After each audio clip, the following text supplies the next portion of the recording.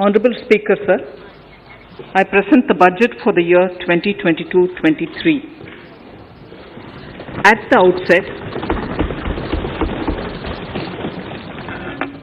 outset, sir, I want to take a moment to express my empathy for those who had to bear adverse health and economic effects of the pandemic. The overall sharp rebound and recovery of the economy is reflective of our country's strong resilience. India's economic growth in the current year is estimated to be 9.2%, highest among all large economies. I recognize we are in the midst of an Omicron wave with high incidence but milder symptoms. Further, the speed and coverage of our vaccination campaign has helped greatly. With an accelerated improvement of health infrastructure in the past 2 years, we are in a strong position to withstand challenges. I am confident that with Sabka Prayas, we will continue our journey with strong growth. Honorable Speaker, we are marking Azadi Ka Amrit Mahotsav and have entered into Amrit Kal, the 25-year-long lead-up to India at 100. Honorable Prime Minister in his Independence Day address had set out the vision for India at 100. By achieving certain goals during Amrit Kal, our government aims to attain this vision. They are complementing the macroeconomic level growth focus with a microeconomic level all-inclusive welfare focus, promoting digital economy and fintech, technology-enabled development, energy transition, and climate action, and relying on virtuous cycles starting from private investment with public capital investment, helping to crowd in private investment. Since 2014, our government's focus has been on empowerment of citizens, especially the poor and the marginalized. Measures have included programs that have provided housing, electricity, cooking gas, and access to water. We also have programs for ensuring financial inclusion and direct benefit transfers. We are committed to strengthening the abilities of the poor to tap all opportunities. Our government constantly strives to provide the necessary ecosystem for the middle classes, a vast and wide section which is populated across various middle income brackets, to make use of the opportunities they so desire. This budget seeks to lay the foundation and give a blueprint to steer the economy over Amrit Kal of the next 25 years, from India at 75 to India at 100. It continues to build on the vision drawn in the budget of 21-22. Its fundamental tenets, which included transparency of financial statement and fiscal position, reflect the government's intent, strengths, and challenges. This continues to guide us. The initiatives of the last year's budget have seen significant progress and have been provided with adequate allocations in this budget as well. The strengthening of health infrastructure, speedy implementation of the vaccination program, and the nationwide resilient response to the current wave of the pandemic are evident for all. The productivity-linked incentive in 14 sectors for achieving the vision of Atmanirbhar Bharat has received excellent response, with potential to create 60 lakh new jobs and an additional production of 30 lakh crore during next 5 years. Towards implementation of the new public sector enterprise policy, the strategic transfer of ownership of Air India has been completed. The strategic partner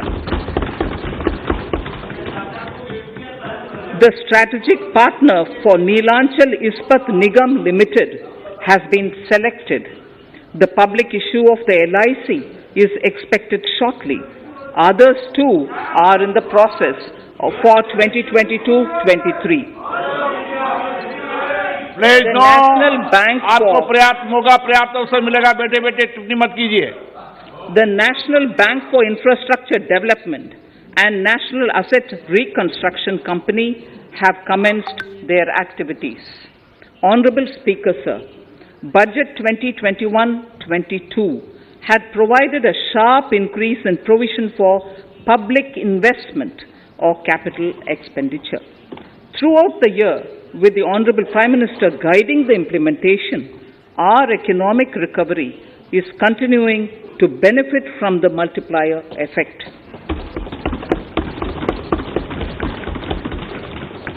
This budget continues to provide impetus for growth. It lays a parallel track of 1. A blueprint for the Amrit Kal, which is futuristic and inclusive. This will directly benefit our youth, women, farmers, the scheduled castes, and the scheduled tribes. And number 2, big private public investment.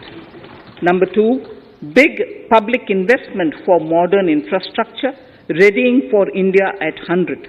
This shall be guided by PM Gati Shakti and be benefited by the synergy of multimodal approach.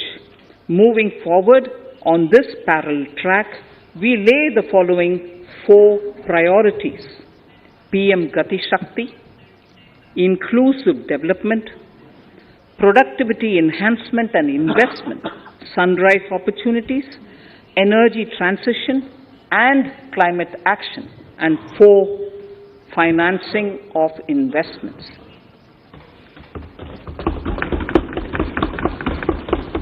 PM Gati Shakti. PM Gati Shakti is a transformative approach for economic growth and sustainable development. The approach is driven by 7 engines, namely roads, railways, airports, ports, mass transport, waterways, and logistics infrastructure. All 7 engines will pull forward the economy in unison. These engines are supported by the complementary roles of energy transmission, IT communication, bulk water and sewerage, and social infrastructure. Finally, the approach is powered by clean energy and Sabka Prayas. The efforts of the central government, the state governments, and the private sector together, leading to a huge job and entrepreneurial opportunities for all, especially the youth. PM Gati Shakti Master Plan, National Master Plan. The scope of PM Gati Shakti National Master Plan will encompass the 7 engines for economic transformation, seamless multimodal connectivity, and logistics efficiency.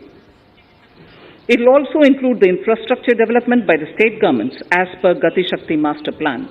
The focus will be on planning, financing, including through innovative ways, use of technology, and speedier implementation. The projects pertaining to these 7 engines in the national infrastructure pipeline will be aligned with PM Gati Shakti framework. The touchstone of the master plan will be world-class modern infrastructure and logistics synergy among different modes of movement, both of people and goods, and location of projects. This will help raise the productivity and accelerate economic growth and development. Road transport. PM Gati Shakti Master Plan for expressways will be formulated in 22-23 to facilitate faster movement of people and goods. The National Highways network will be expanded by 25,000 kilometers in 2022-23. 20,000 crores of rupees will be mobilized through innovative ways of financing to complement the public resources. The data exchange among all mode operators will be brought on unified logistics interface platform, designed for application programming interface. This will provide for efficient movement of goods through different modes, reducing logistics cost and time, assisting just-in-time inventory management, and in eliminating tedious documentation. Most importantly, This will provide real-time information to all stakeholders and improve international competitiveness. Open source mobility stack for organizing seamless travel of passengers will also be facilitated. Contracts for implementation of multimodal logistic parks at 4 locations through PPP mode will be awarded in 22-23. Railways will develop new products and efficient logistic services for small farmers and small and medium enterprises, besides taking the lead in integration of postal and railways network to provide seamless solutions for movement of parcels. One station, one product concept will be popularized to help local businesses and supply chains. As a part of Atmanirbhar Bharat, 2,000 kilometers of network will be brought under Kavach, the indigenous world-class technology for safety and capacity augmentation in 2022-23. 400 new generation Vande Bharat trains will better energy efficiency and passenger riding experience will be developed and manufactured during the next 3 years. 100 PM Gati Shakti cargo terminals for multimodal logistics facilities तो दोस्तों हम will आज be के Loni developed Vidhan Sabha during the गांव next 3 अग्रोला years. तो देखते हैं किसका है रोला, मदन भैया या Innovative नंदकिशोर ways of गुजर। financing और and चलते हैं faster गांव के अंदर और implementation देखते हैं will be लोगों की क्या क्या है encouraged Rai. for building metro systems of appropriate type at scale. Multimodal connectivity between mass urban transport and railway stations will be facilitated on priority. Design of metro systems, including civil structures, will be reoriented and standardized for Indian conditions and needs. Parvat Mala, as a preferred ecologically sustainable alternative to conventional roads in difficult hilly areas, National Ropeways Development Program will be taken up on PPP mode. The aim is to improve connectivity and convenience for commuters, besides promoting tourism. This may also cover congested urban areas where conventional mass transit system is not feasible. Contracts for 8 such ropeway projects for a length of 60 kilometers will be awarded in 22-23.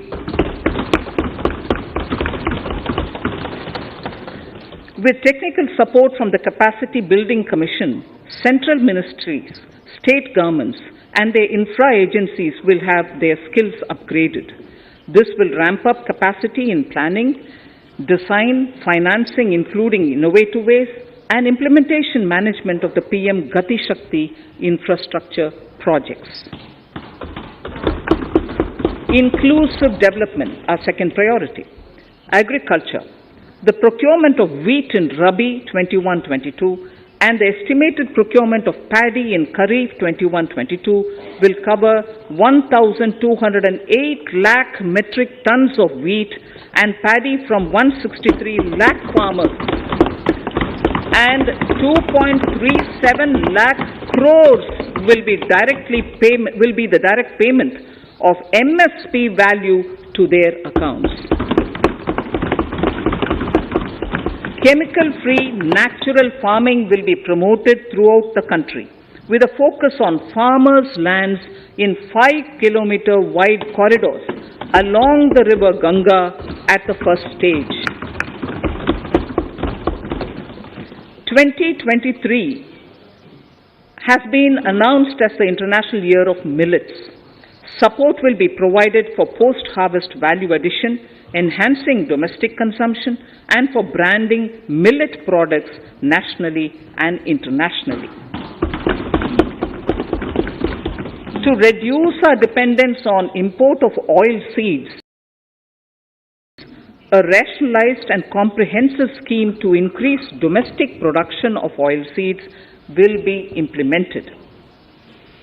For delivery of digital and high-tech services to farmers, with involvement of public sector research and extension institutions, along with private agri-tech players and stakeholders of agri-value chains, a scheme in PPP mode will be launched.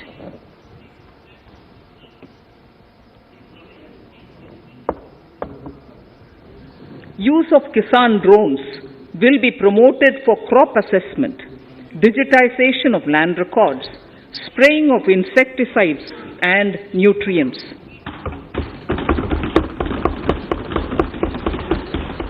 States will be encouraged to revise syllabi of agricultural universities to meet the needs of natural, zero budget and organic farming, modern day agriculture, value addition and management. A fund with blended capital raised under the co-investment model will be facilitated through the NABARD. This is to finance startups for agriculture and rural enterprise relevant for farm produce value chain. The activities of these startups will include inter alia, support for FPOs, machinery for farmers on rental basis at farm level, and technology including IT-based support. The implementation of the Ken-Betwa link project at an estimated cost of 44,605 crores will be taken up. This is aimed at providing irrigation benefits to 9.0 lakh hectare of farmers' lands, drinking water supply to 62 lakh people, 103 megawatt of hydro, 27 megawatt of solar power, allocations of 4,300 crores of rupees in the RE 21-22 and 1,400 crores of rupees in 22-23 have been made for this project. Honorable Speaker, sir, draft DPRs for 5 river links, namely Daman-Ganga Pinjal, Par-Tapi Narmada, Godavari Krishna, Krishna Pennar, and Pennar Kaveri have been finalized.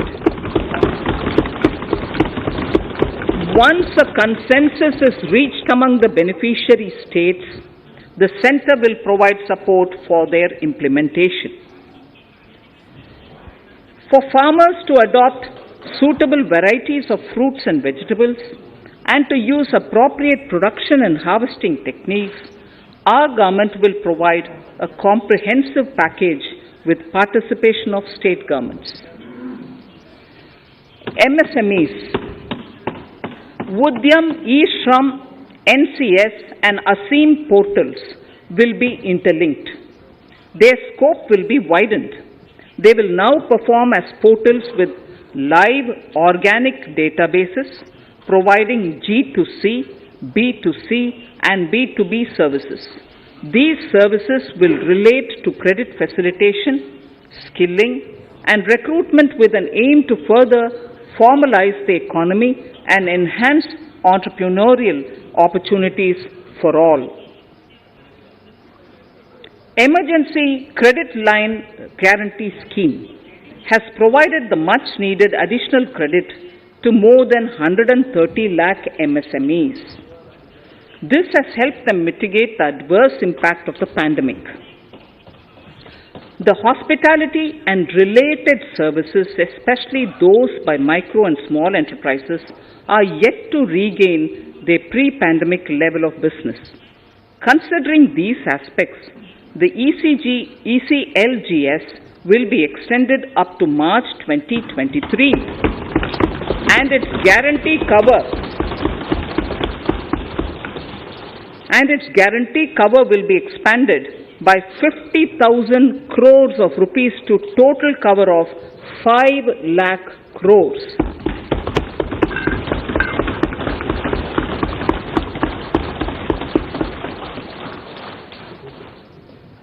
With the additional amount being earmarked exclusively for the hospitality and related sectors. Credit Guarantee Trust for Micro and Small Enterprises, CGTMSE, Scheme will be revamped with required infusion of funds. This will facilitate additional credit of 2 lakh crore for micro and small enterprises and expand employment opportunities.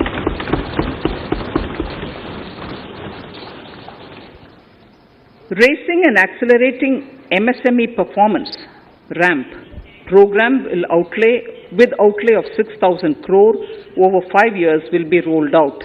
This will help MSME sector become more resilient, competitive and efficient.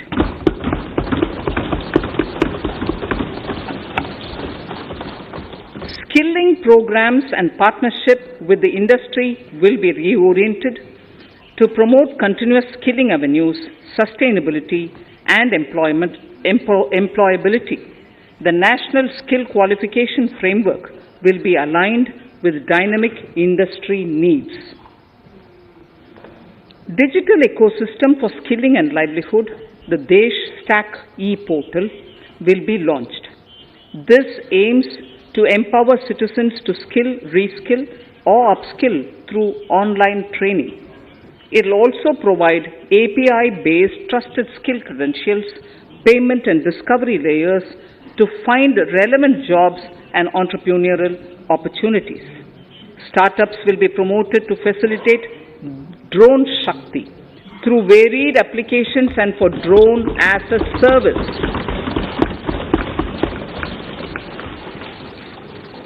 In select ITIs in all states, the required courses for skilling will be started.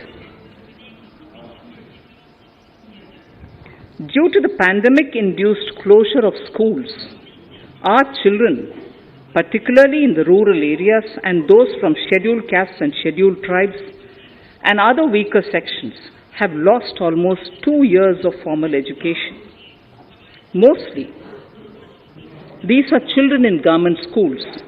We recognize the need to impart supplementary teaching and to build a resilient mechanism for education delivery. For this purpose, One Class, One TV channel program of PM E-Vidya will be expanded from 12 to 200 TV channels. This will enable all states to provide supplementary education in regional languages for classes 1 to 12.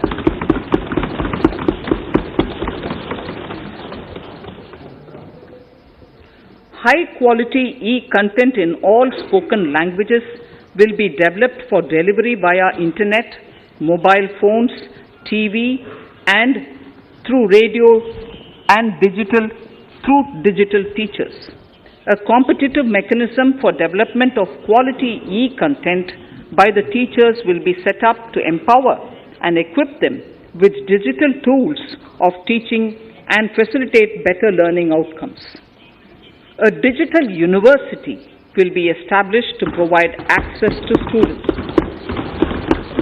across the country for world-class quality universal education with personalized learning experience at their doorsteps. This will be made available in different Indian languages and ICT formats. The university will be built on a networked hub and spoke model, with the hub building cutting-edge ICT expertise. The best public universities and institutions in the country will collaborate as a network of hub and spoke. An open platform for the national digital health ecosystem will be rolled out. It will consist of digital registries of health providers and health facilities, unique health identity, consent framework, and universal access to health facilities. The pandemic has accentuated mental health problems in people of all ages. To better the access to quality mental health counseling and care services, a national tele-mental health program will be launched. This will include a network of 23 tele-mental health centers of excellence with NIMHANS being the nodal center, and International Institute of Information Technology, Bangalore, IIIT Bangalore, providing technology support. Recognizing the importance of Nari Shakti as the harbinger of our bright future and for women-led development, during the Amrit Kal, our government has comprehensively revamped the schemes of the Ministry of Women and Child Development. Accordingly, 3 schemes, namely Mission Shakti, Mission Vatsalya, Saksham Anganwadi and Poshan 2.0 were launched recently to provide integrated benefits to women and children. Saksham Anganwadis are a new generation Anganwadis that have better infrastructure and audio-visual aids, powered by clean energy and providing improved environment for early childhood development. 2 lakh Anganwadis will be upgraded under this scheme. Current coverage of Har Ghar Nal Se Jal is 8.7 crores. Of this, 5.5 crore households were provided tap water in last 2 years itself. Allocation of 60,000 crores of rupees has been made with an aim to cover 3.8 crore households in 2022 and 23. In 22-23, 80 lakh houses will be completed for the identified eligible beneficiaries of the PM Awas Yojana, both rural and urban. 48,000 crores is allotted for this purpose. The central government will work with the state governments for reduction of time required for all land and construction related approvals, for promoting affordable housing for middle class and for the economically weaker sections in urban areas. We shall also work with the financial sector, regulators, to expand access to capital along with reduction in cost of intermediaries. A new scheme, Prime Minister's Development Initiative for the Northeast, will be implemented through the Northeastern Council. It will fund infrastructure in the spirit of PM Gati Shakti and social development projects based on felt needs of the Northeast. This will enable livelihood activities for youth and women, filling the gaps in various sectors. It will not be a substitute for existing central or state schemes. While the central ministries may also post their candidate projects, priority will be given to those posted by the states. An initial allocation of 1,500 crores of rupees will be made, and the initial list of projects is given in Annexure 1 of my speech. Our vision to improve the quality of life of citizens in the most backward districts of the country through Aspirational Districts program has been translated into reality in a very short span of time.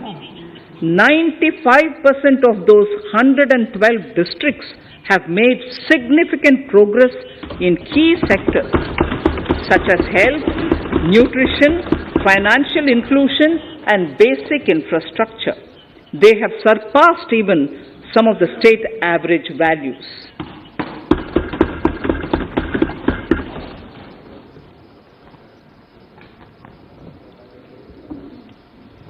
However, in those districts, some blocks continue to lag. In 22-23, the program will focus on such blocks in those districts. Border villages with sparse population, limited connectivity, and infrastructure often get left out from the development gains.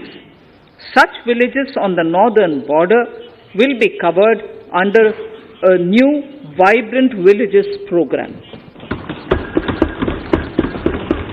The activities will include construction of village infrastructure, housing, tourist centers, road connectivity, provisioning of decentralized renewable energy, direct-to-home access for Doordarshan and educational channels, and support for their livelihood generation.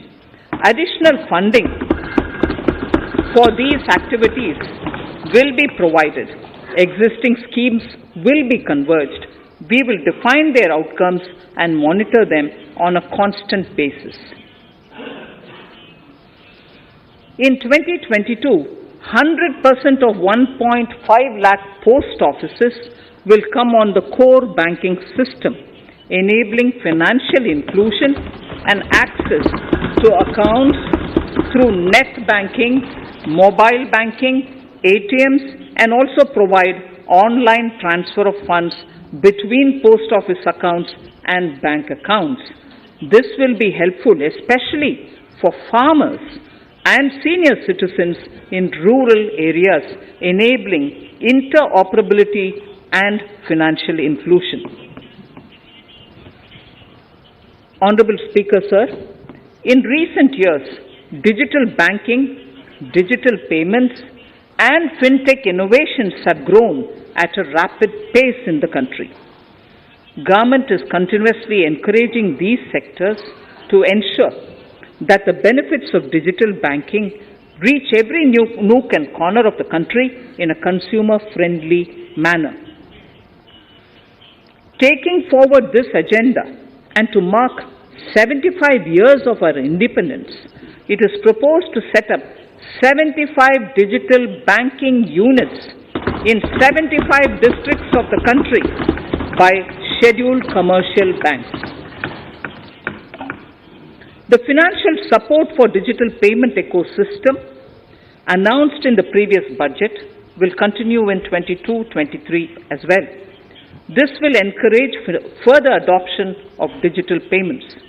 There will also be a focus to promote use of payment platforms that are economical and user-friendly.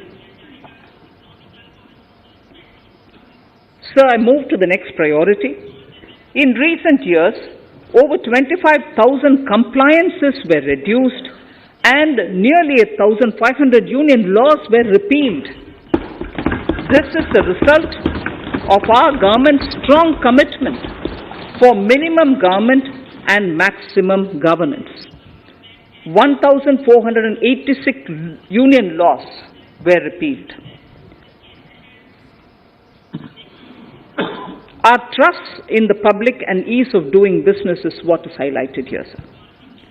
For the Amrit Kal, the next phase of ease of doing business 2.0 and ease of living will be launched. In our endeavor to improve productive efficiency of capital and human resources, we will follow the idea of trust-based governance. The new phase will be guided by an active involvement of the states, digitization of manual processes and interventions, integration of the central and state level systems through IT bridges, a single point access for all citizen-centric services, and standardization and removal of overlapping compliances. Crowdsourcing of suggestions and ground-level assessment of the impact with active involvement of citizens and businesses will be encouraged. A single window portal, Parivesh, for all green clearances was launched in 2018. It has been instrumental in reducing the time required for approvals significantly. The scope of this portal will be expanded to provide information to the applicants based on location of units. Information about specific approvals will be provided. It will enable application for all 4 approvals through a single form and tracking of the process through Centralized Processing Center Green, CPC Green. E-passports. The issuance of e-passports using embedded chip and futuristic technology will be rolled out in 22-23 to enhance the convenience for the citizens in their overseas travel. By the time of India at 100, nearly half our population is likely to be living in urban areas. To prepare for this, orderly urban development is of critical importance. This will help realize the country's economic potential, including livelihood opportunities for the demographic dividend. For this, on the one hand, we need to nurture the megacities and their hinterlands to become current centers of economic growth. On the other, we need to facilitate Tier 2 and Tier 3 cities to take on the mantle in the future. This would require us to reimagine our cities into centers of sustainable living with opportunities for all, including women and our youth. For this to happen, urban planning cannot continue with a business as usual approach. We plan to steer a paradigm change. A high-level committee of reputed urban planners, urban economists, and institutions will be formed to make recommendations on urban sector policies, capacity building, planning, implementation, and governance. For urban capacity building, support will be provided to the states. Modernization of building bylaws, town planning schemes, transit-oriented development will be implemented. This will facilitate reforms for people to live and work closer to the mass transit systems. The central government's financial support for mass transit projects and Amrit scheme will be leveraged for formulation of action plans and their implementation for facilitating the TOD and TPS by the states. For developing India-specific knowledge in urban planning and design, and to deliver certified training in these areas, up to 5 existing academic institutions in different regions will be designated as centers of excellence. These centers will be provided endowment fund of 250 crore each. In addition, the AICTE will take the lead to improve syllabi, quality and access of urban planning courses in other institutions. We will promote a shift to use of public transport in urban areas. This will be complemented by clean tech and governance solutions, special mobility zones with zero fossil fuel policy and EV vehicles. Battery swapping policy. Considering the constraint of space in urban areas, for setting up charging stations at scale, a battery swapping policy will be brought out and interoperability standards will be formulated.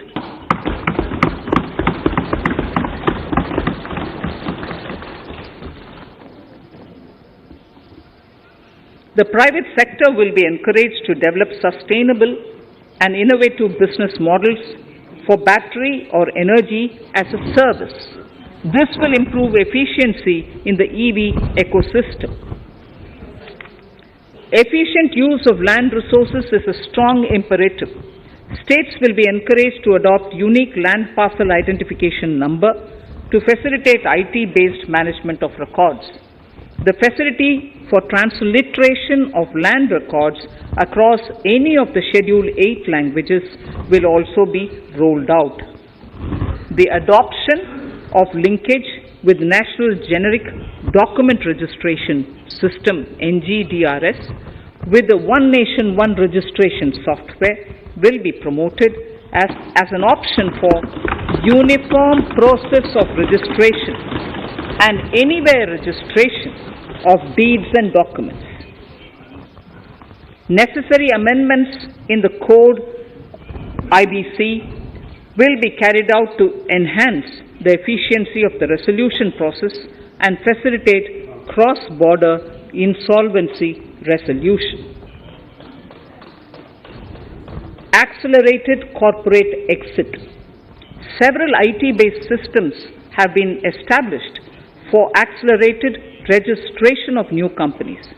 Now the Center for Processing Accelerated Corporate Exit, C-PACE, will process re-engineering, will be established to facilitate and speed up the voluntary winding up of these companies from the currently required 2 years to less than 6 months.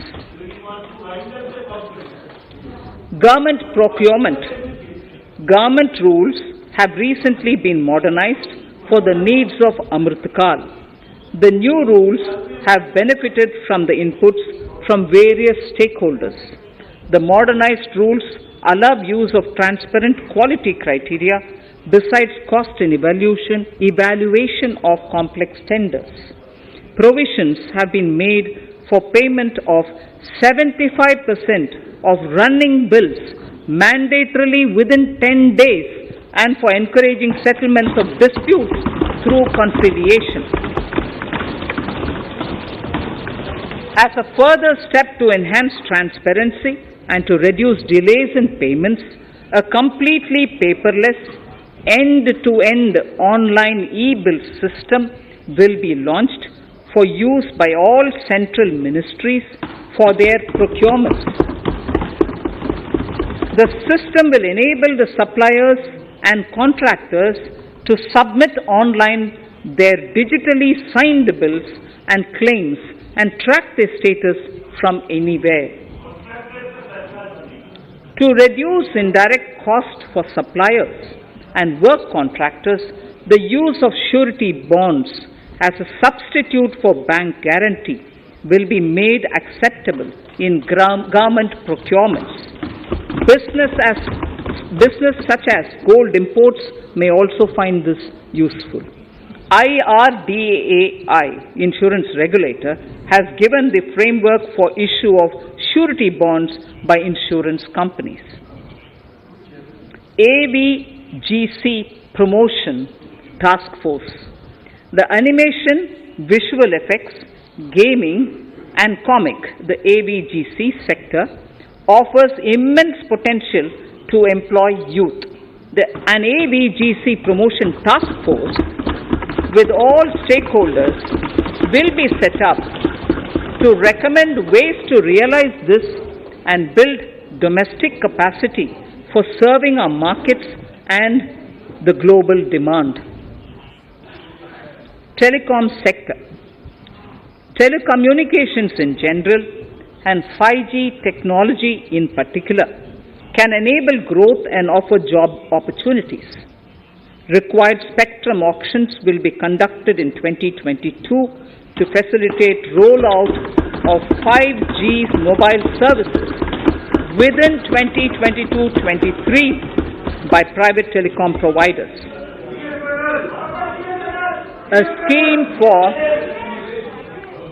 scheme for design-led manufacturing will be launched to build a strong ecosystem for 5G as part of the production-linked incentive scheme. To enable affordable broadband and mobile service proliferation in rural and remote areas, 5% of annual collections under the Universal Service Obligation Fund will be allocated. This will promote R&D and commercialization of technologies and solutions.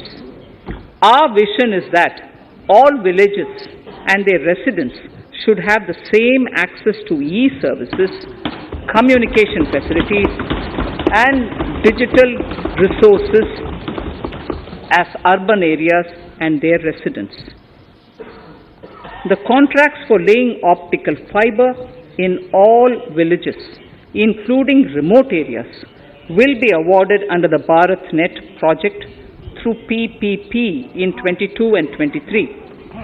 Completion is expected in 2025. Measures will be taken to enable better and more efficient use of the optical fiber. Export promotion.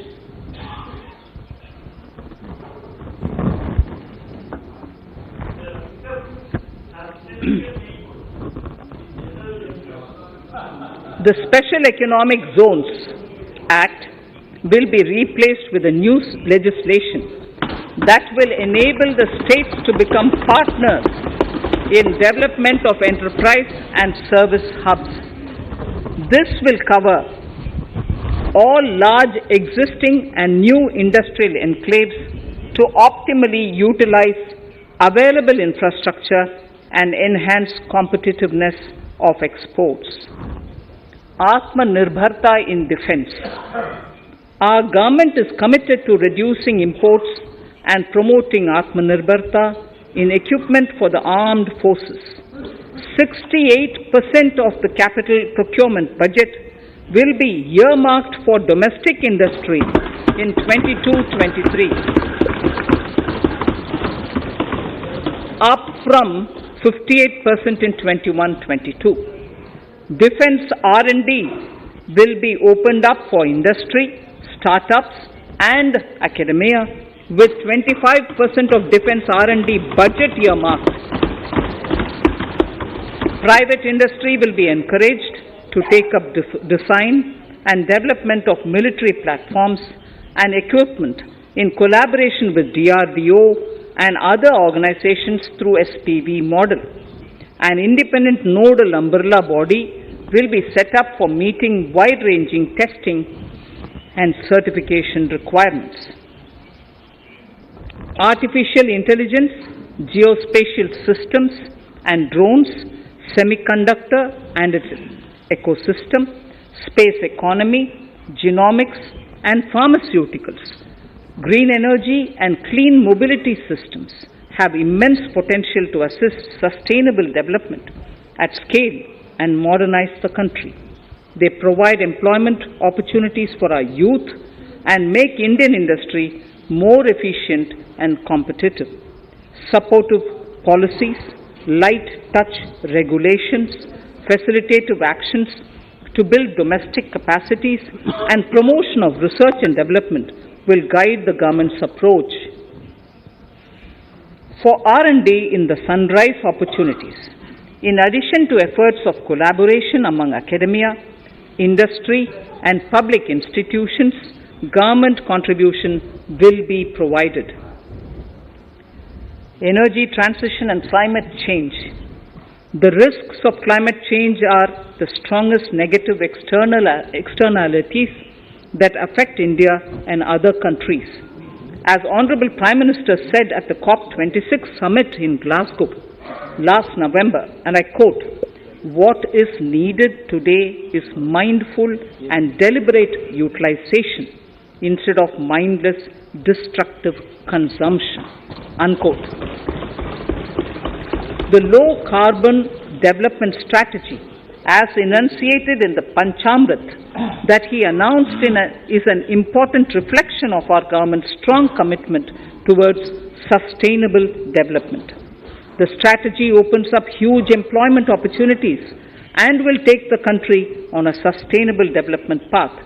This budget proposes several near-term and long-term actions accordingly. Solar power.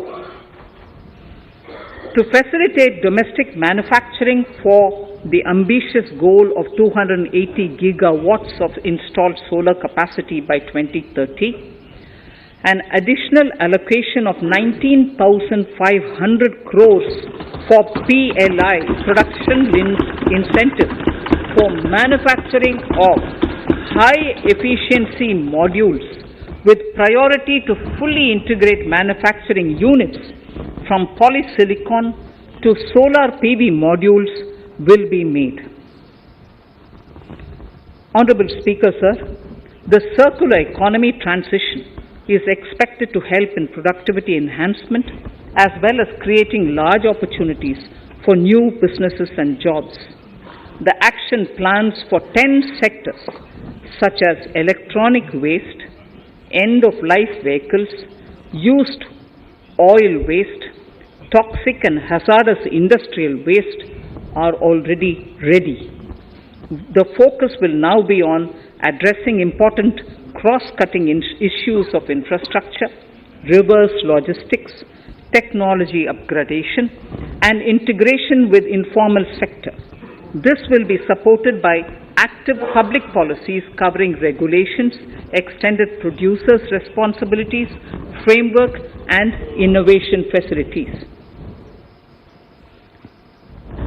5 to 7% biomass pellets will be co-fired in thermal power plants, resulting in carbon dioxide savings of 38 MMT annually. This will also provide extra income to farmers and job opportunities to locals and help avoid stubble burning in agricultural fields. Saving energy is an important aspect of the energy management. Hence, energy efficiency and savings measures will be promoted.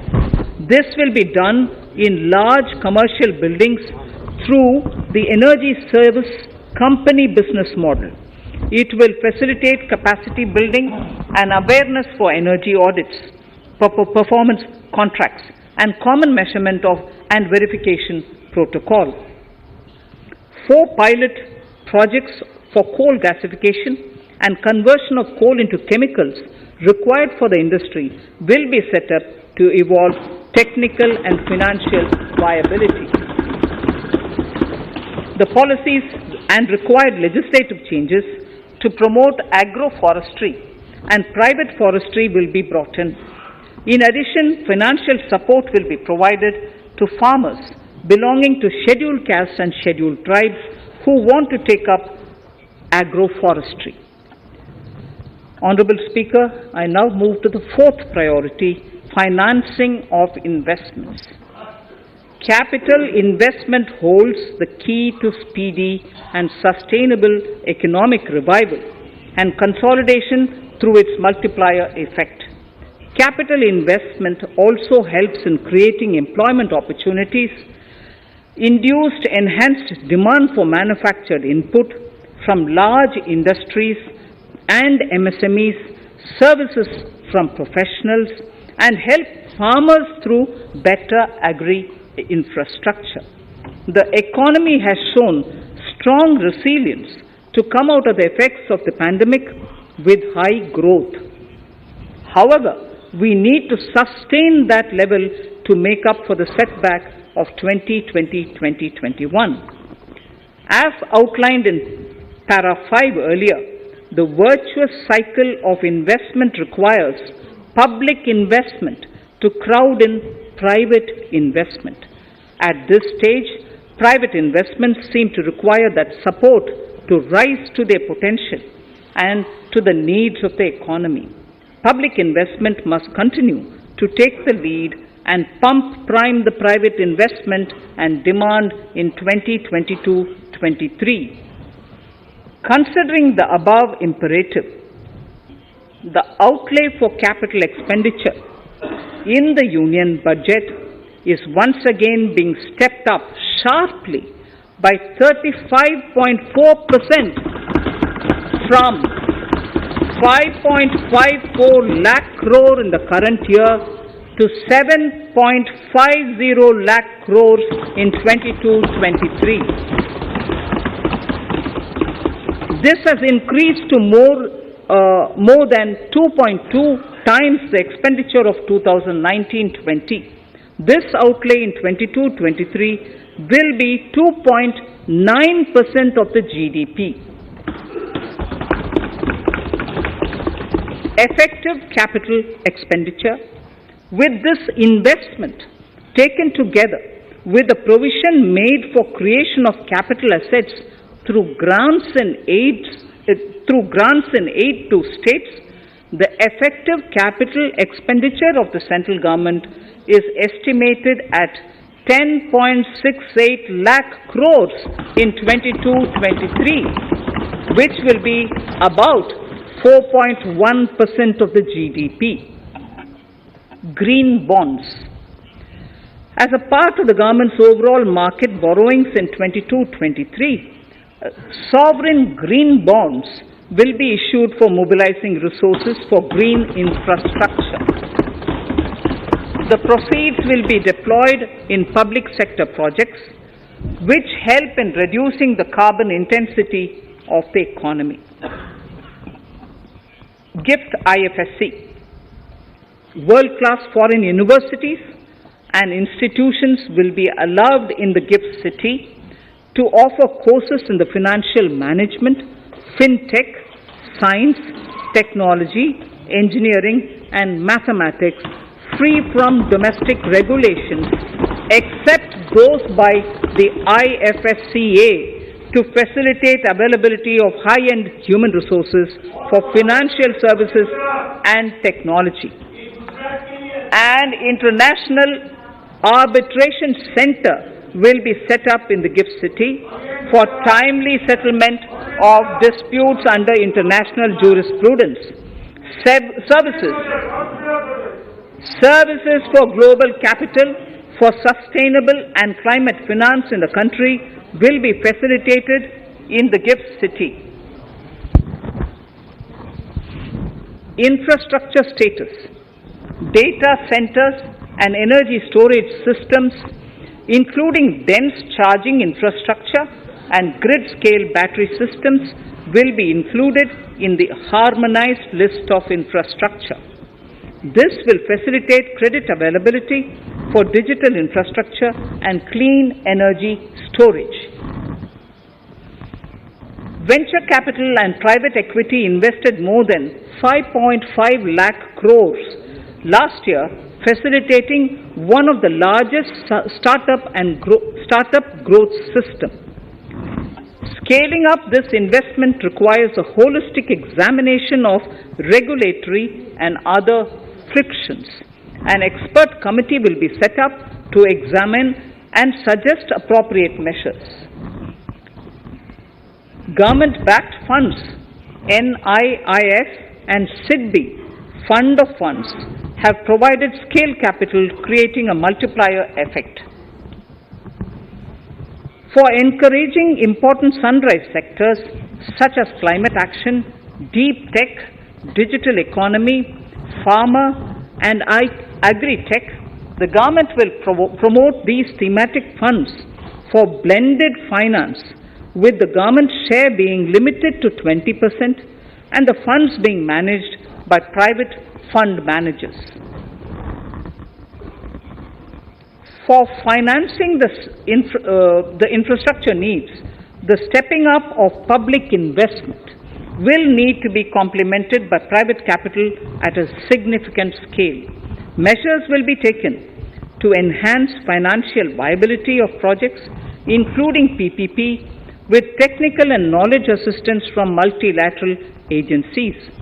Enhancing financial viability shall also be obtained by adopting global best practices, innovative ways of financing, and balanced risk allocation. Digital rupee.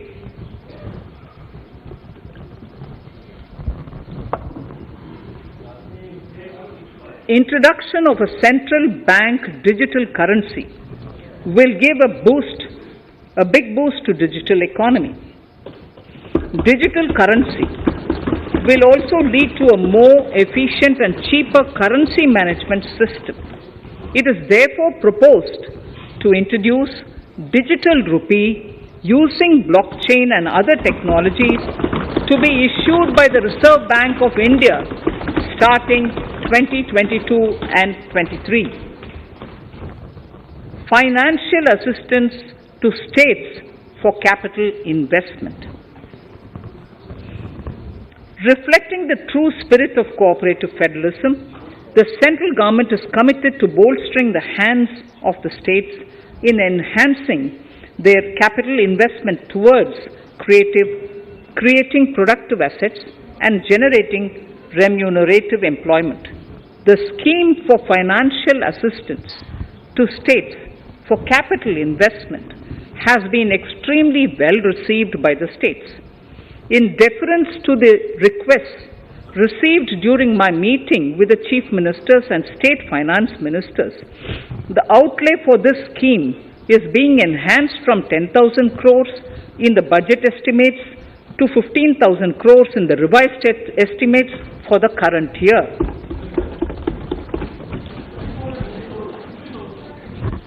For 22-23,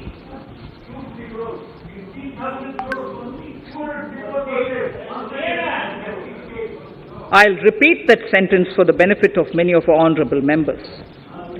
In deference to the requests received during my meeting with chief ministers and state finance ministers, the outlay for this scheme is being enhanced from 10,000 crores in the BE to 15,000 crores, 15,000 crores in the RE of the current year. For 22-23, the allocation is 1 lakh crores to assist the states in catalyzing the overall investments in the economy. These 50-year interest-free loans are over and above the normal borrowings allowed to the states,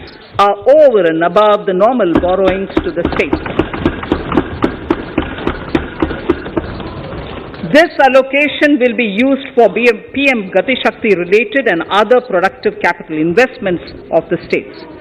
It will also include components for supplemental funding for priority segments of PM Gram Sadak Yojana, including support for the state's share, digitization of the economy, including digital payments and completion of OFC network, and reforms related to building bylaws, town planning schemes, transit-oriented development, and transferable development rights.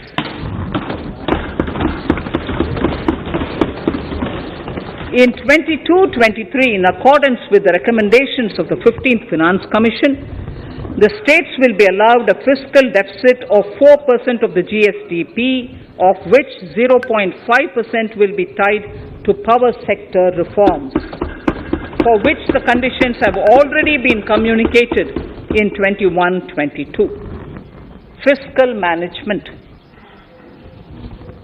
As against a total expenditure of 34.83 lakh crores of rupees projected in the BE 21-22, the revised estimate is 37.70 lakh crores. The revised estimate of capital expenditure is 6.3 lakh crores of rupees. This includes an amount of 51,971 crores towards settlement of outstanding guaranteed liabilities of Air India and its other sundry commitments. Coming to the budget estimates, Honorable Speaker, sir, the total expenditure in 22-23 is estimated at 39.45 lakh crores, while the total receipts other than borrowings are estimated at 22.84 lakh crores of rupees.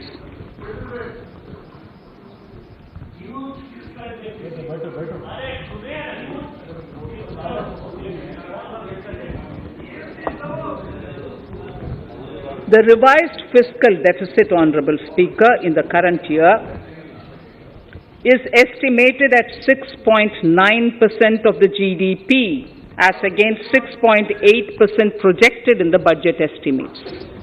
The fiscal deficit is in 22-23 is estimated at 6.4% of the GDP, which is consistent with the broad path of the fiscal consolidation announced by me last year to reach a fiscal deficit level below 4.5% by 25-26.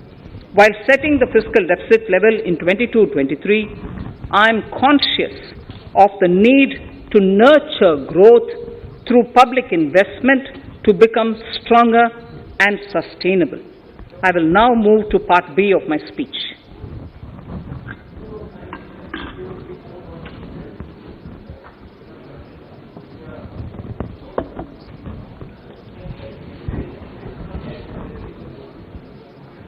Direct tax. Honorable Speaker, sir, I take this opportunity to thank all the taxpayers of our country who have contributed immensely and strengthened the hands of the government in helping their fellow citizens in this hour of need. So I have brought in a little verse from the Mahabharata. I won't spend more time reading because I would like the speech to get enough time. However, the substance of it is the king must make arrangements for yoga kshema, which is the welfare of the populace, by way of abandoning any laxity and by governing the state in line with dharma, along with collecting taxes which are in consonance with dharma. This is Mahabharata Shanti Parva Adhyaya, Shloka 11 from 72. Drawing wisdom from our ancient texts, we continue on the path to progress. The proposals in this budget, while continuing with our declared policy of stable and predictable tax regime, intend to bring more reforms that will take ahead our vision to establish a trustworthy tax regime. This will further simplify the tax system, promote voluntary compliance by taxpayers, and reduce litigation. Introducing new updated return. India is growing at an accelerated pace and people are undertaking multiple financial transactions. The Income Tax Department has established a robust framework of reporting of taxpayers' transactions. In this context, some taxpayers may realize that they have committed omissions or mistakes in correctly estimating their income for tax payment. To provide an opportunity to correct such errors, I am proposing a new provision permitting taxpayers to file an updated return on payment of additional tax.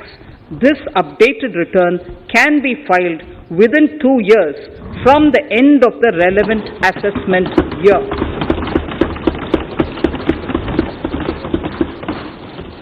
Honorable Speaker, sir, presently, if the department finds out that some income has been missed out by an assessee, it goes through a lengthy process of adjudication. Instead, with this proposal now, there will be a trust repost in the taxpayers that will enable the assessee herself to declare the income that she may have missed out earlier while filing her return. Full details of the proposal are given in the finance bill. It is an affirmative step in the direction of voluntary compliance.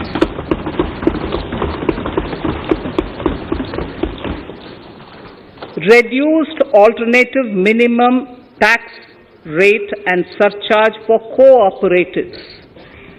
Currently, cooperative societies are required to pay alternate minimum tax at the rate of 18 and 1.5%. However, companies pay the same rate, the same, which is the alternate minimum tax, at the rate of 15%. To provide a level playing field between cooperative societies and companies, I propose to reduce this rate for the cooperative societies also to 15%.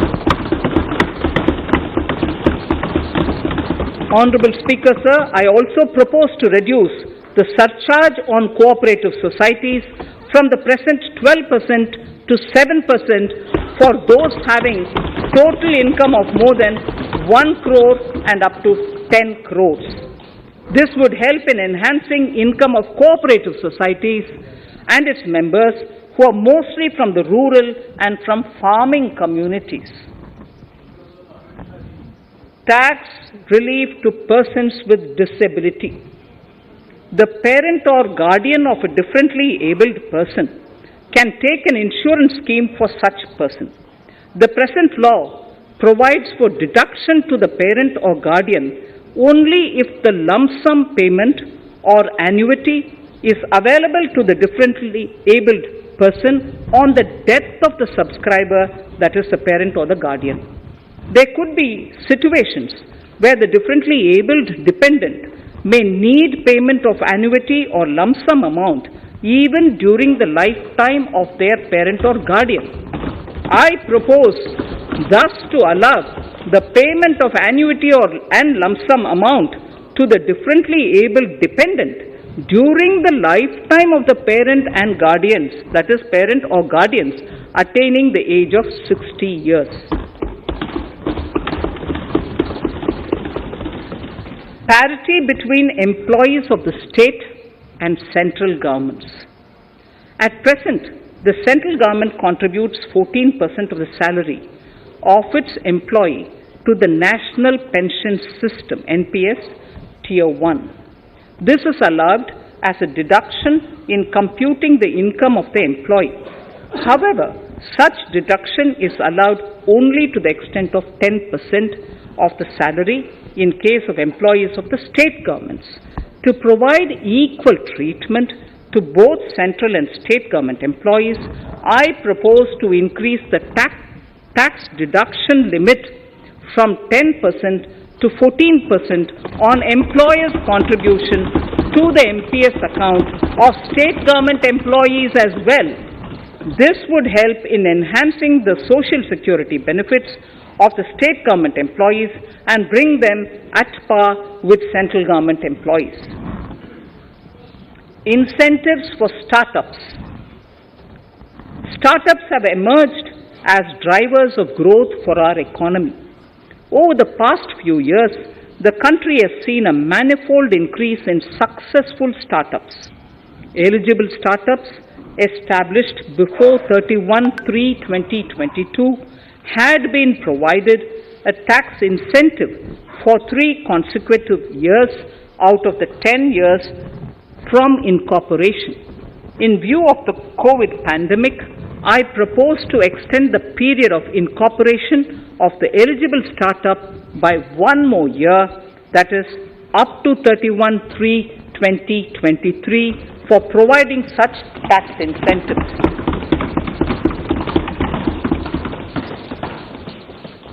Incentives for newly incorporated manufacturing entities under concessional tax regime.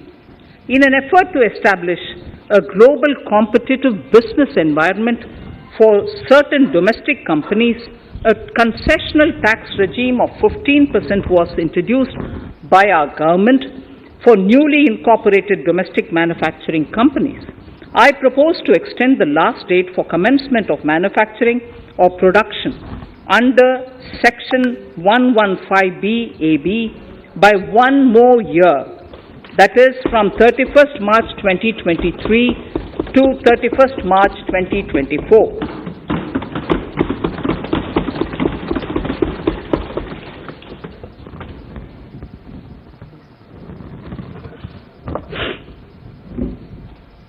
Scheme for taxation of virtual digital assets.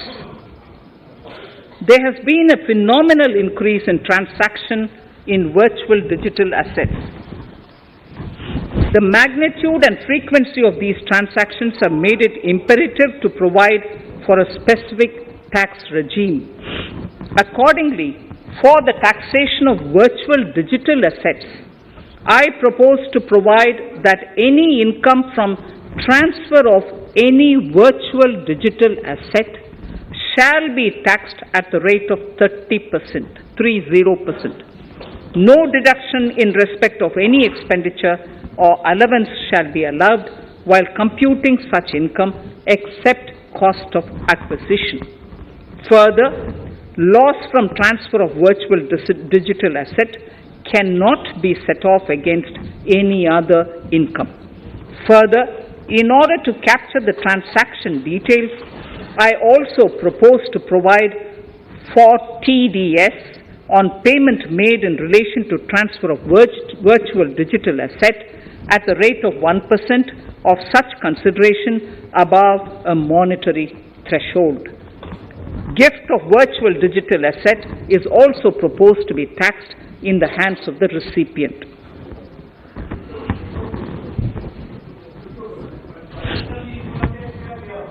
Litigation management to avoid repetitive appeals by the department. It has been observed that a lot of time and resources are consumed in filing of appeals which involve identical issues.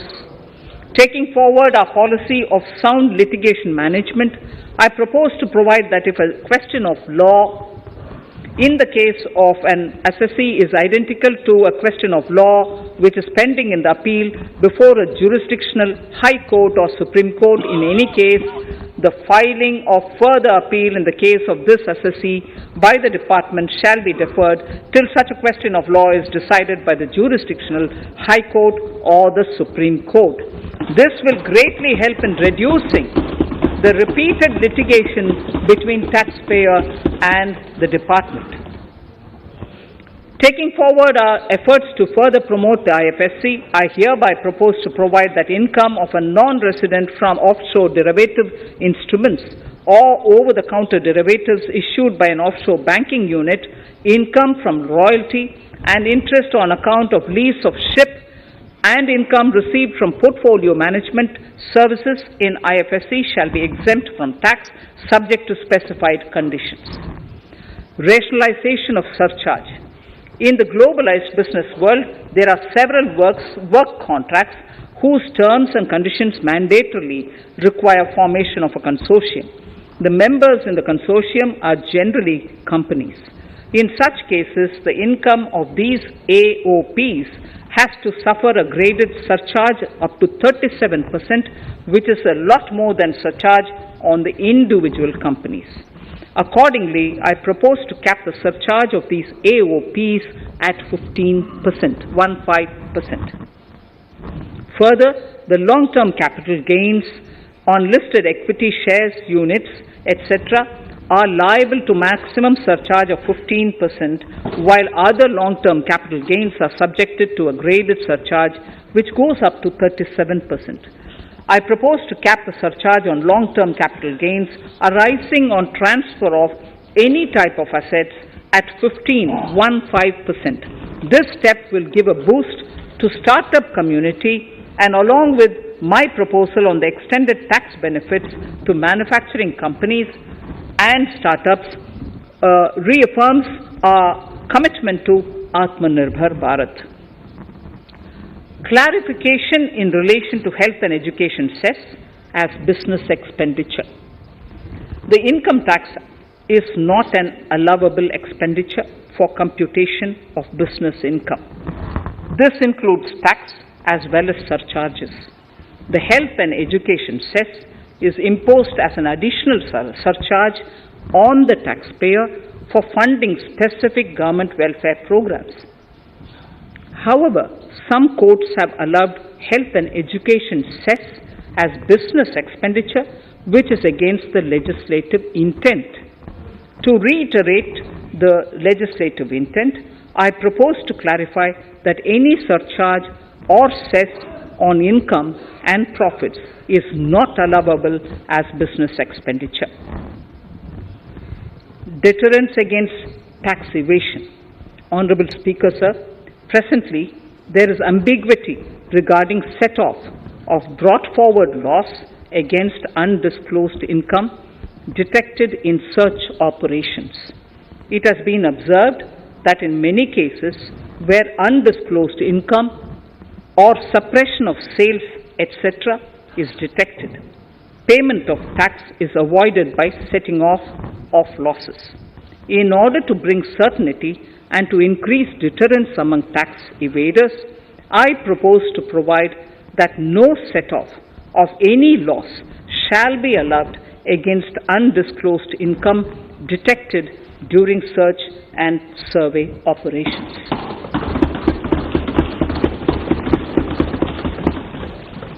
It has been noticed that as a business promotion strategy, there is a tendency on businesses to pass on benefits to their agents. Such benefits are taxable in the hands of the agents. In order to track such transactions, I propose to provide for tax deduction by the person giving benefits if the aggregate value of such benefits exceeds 20,000 rupees during the financial year. A few other changes are being made, the details of which are there in the finance bill. Indirect taxes. So, remarkable progress in GST.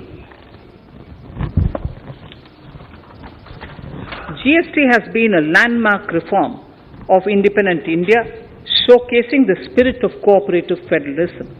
While aspirations were high, there were huge challenges too.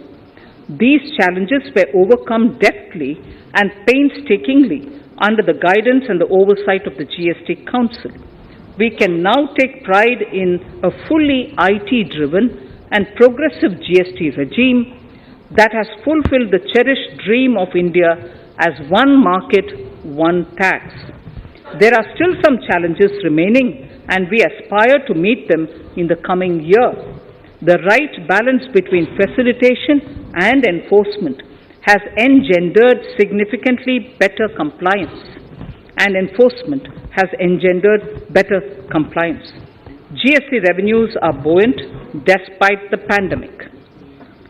I would bring in something which I've got to know this morning, not part of my speech, but worth putting in here for the knowledge of the Honorable House.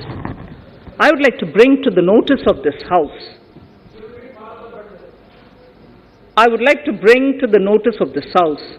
that the gross GST collections for the month of January 22 are rupees 1,40,986 crores, which is the highest 1,40,986 crores of GST. Which has been highest due to rapid economic growth recovery since the inception of COVID. Which has been highest due to rapid economic growth recovery since the inception of COVID has been possible due to the rapid economic recovery post-COVID, as well as various policy and administration undertaken by central and state tax administrations. Taxpayers deserve applause for this growth. Not only did they adapt to the changes, but enthusiastically contributed to the cost of paying taxes. Special economic zones. In part A of my speech, I have referred to the proposed reforms in SEZs. Alongside, we will also undertake reforms in customs administration of SEZs, and it shall henceforth be fully IT-driven and function on the Customs National Portal with a focus on higher facilitation and with only risk-based checks. This will ease doing business by SEZ units considerably. This reform shall be implemented by 30th September 2022. Customs reforms and duty rate changes. Customs administration has reinvented itself over the years through liberalized procedures and infusion of technology. Faceless customs has been fully established. During COVID-19 pandemic, customs formation have done exceptional frontline work against all odds, displaying agility and purpose. Customs reforms have played a very vital role in domestic capacity creation, providing level playing field to our MSMEs, easing the raw material supply side constraints, enhancing ease of doing business, and being an enabler to other policy initiatives such as PLI and phased manufacturing plans. My proposal on customs side are aligned to these objectives. Project imports and capital goods. National Capital Goods Policy 2016 aims at doubling the production of capital goods by 2025. This would create an employment opportunities and result in increased economic activity. However, several duty exemptions, even extending to over 3 decades, in some cases have been granted to capital goods for various sectors like power, fertilizer, textiles, leather footwear, food processing, and fertilizers. These exemptions have hindered the growth of the domestic capital goods sector. Similarly, project import duty concessions have also deprived the local producers of a level playing field in areas like coal mining projects, power generation, transmission or distribution projects, railway and metro projects. Our experience suggests that reasonable tariffs are conducive to the growth of domestic industry and make in India without significantly impacting the cost of essential imports. Accordingly, Honourable Speaker, Sir, it is proposed to phase out the concessional rates in capital goods and project imports gradually and apply a moderate tariff of 7.5%. Certain exemptions for advanced machineries that are not manufactured within the country shall continue. A few exemptions are being introduced on inputs like specialized castings, ball screw, and linear motion guide to encourage domestic manufacturing of capital goods. In the last two budgets, we have rationalized several customs exemptions. We have once again carried out an extensive consultation, including by crowdsourcing. As a result of these consultations, more than 350 exemption entries are proposed to be gradually phased out. These include exemptions on certain agricultural produce,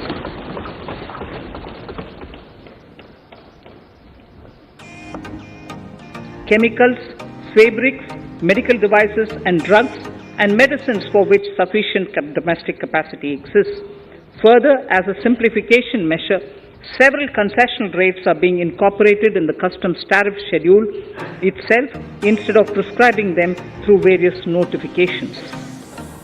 This comprehensive review will simplify the customs rate and tariff structure, particularly for sectors like chemicals, textiles, and metals, and minimize disputes. Removal of exemption on items which are or can be manufactured in India and providing concessional duties on raw material that go into manufacturing of intermediate products will go many a step forward in achieving our objective of Make in India and Atmanirbhar Bharat. I shall now take up specific sector-specific proposals. Electronics. Electronic manufacturing has been growing rapidly. Customs duty rates are being calibrated to provide a graded rate structure to facilitate domestic manufacturing of wearable devices, hearable devices, and electronic smart meters. Duty concessions are being given to parts of transformer of mobile phone chargers and camera lens of mobile camera module and certain other such items. This will enable domestic manufacturing of high-growth electronic items. Gems and jewelry. To give a boost to the gems and jewelry sector, customs duty on cut and polished diamonds and gemstones is being reduced to 5%. Simply sawn diamond would attract nil customs duty. To facilitate export of jewelry through e-commerce, a simplified regulatory framework shall be implemented by June this year. To disincentivize import of undervalued imitation jewelry, the customs duty on imitation jewelry is being prescribed in a manner that a duty of at least 400 rupees per kg is paid on its import. Chemicals. Customs duty on certain critical chemicals, namely methanol, acetic acid, and heavy feedstocks for petroleum refining are being reduced, while duty is being raised on sodium cyanide, for which adequate capacity in the domestic arena exists. These changes will help in enhancing domestic value addition. MSMEs. Duty on umbrellas is being raised to 20%. Exemption to parts of umbrellas is being withdrawn.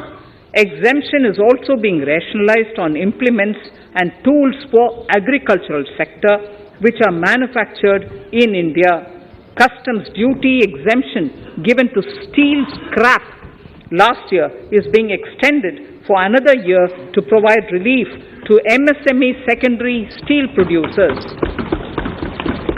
Certain anti-dumping and CVD on stainless steel and coated steel flat products, bars of alloy steel and high-speed steel are being revoked in larger public interest considering prevailing high prices of metals. To incentivize exports, exemptions are being provided on items such as embellishment, trimmings, fasteners, buttons, zipper, lining material, specified leather, furniture fittings, and packaging boxes that may be needed by bona fide exporters of handicrafts, textiles, leather garments, leather footwear, and other goods. Honorable Speaker, sir, duty is being reduced on certain inputs required for shrimp aquaculture so as to promote its exports. Tariff measure to encourage blending of fuel. Blending of fuel is a priority for this government. To encourage the efforts for blending of fuel, unblended fuel shall attract an additional differential excise duty of ₹2 per litre from first day of October 22. A few other changes are being made in duty rates, customs, tariff and customs law, the details of which are there in the finance bill. Mr. Speaker, sir, with these words, I commend the budget to this august House. Thank you. Item number 2, Shrimati Nirmala Sitharaman जी.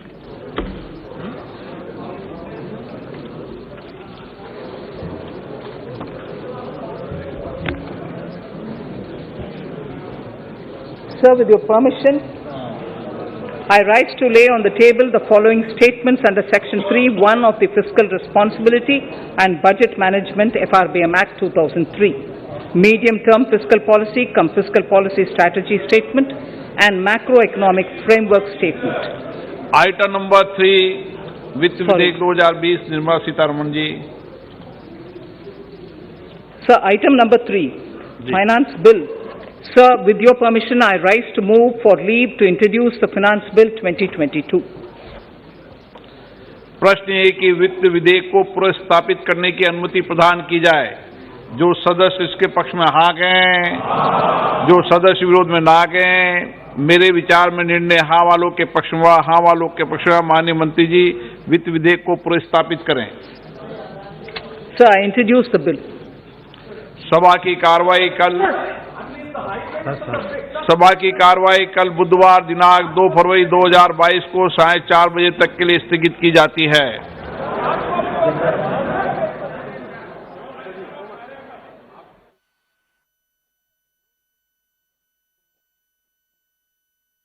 जो budget है वो अब संसद के पटल पर रखा जा चुका है और कितना बड़ा ये बजट है हम आपको बताएंगे. करीब करीब 40 लाख करोड़ रुपए खर्च होंगे देश के विकास पर और कहां फोकस है वो हम आपको बताने की कोशिश करेंगे.